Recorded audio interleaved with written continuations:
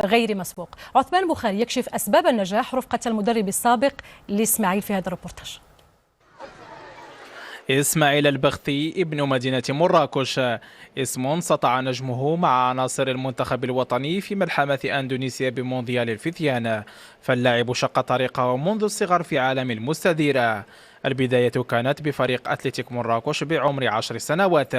هناك تعلم إسماعيل أبجديات كرة القدم لينتقل بعدها لنادي الجيش الملكي سنة 2020 ليتم المناداة عليه لكتيبة المنتخب الوطني لأقل من 17 سنة في نفس الموسم. إسماعيل البختي التحق بنا في سنة 2016. بدا التدريب ديالو في أكاديمية أتلتيك مراكش. كان لاعب منضبط،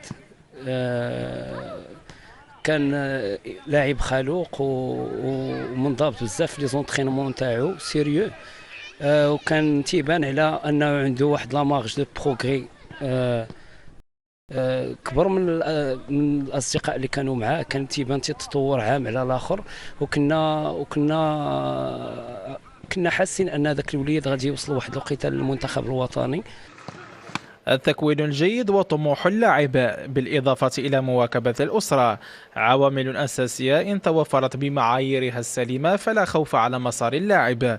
فمن بين أكبر العقبات التي تواجه اللاعبين في مرحلة التكوين هي الموازنة بين التدريب والدراسة.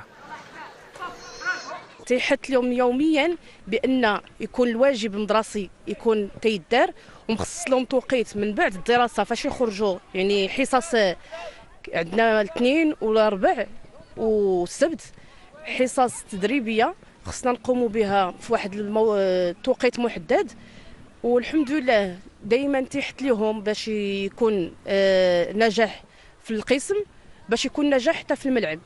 القدوه ديالي في نادي اتلتيك مراكش اللي هو الياس اوزالو والبختي اللي كيلعب دابا مع اللي خسر في كاس العالم. ماشي مشكل، الحلم ديالي هو نوصل نمشي للجيش الملكي، نمشي للجيش الملكي ونلعب معاه ونكبر ونمشي للمنتخب الوطني المغربي. أشبال الأطلس بصموا على مسار تاريخي في بطولة كأس العالم لأقل من 17 سنة بالرغم من الخسارة والإقصاء أمام مالي. إنجاز أكد أن المستحيل ليس مغربيا وأن القادم أفضل بكثير مع هذه الناشئة.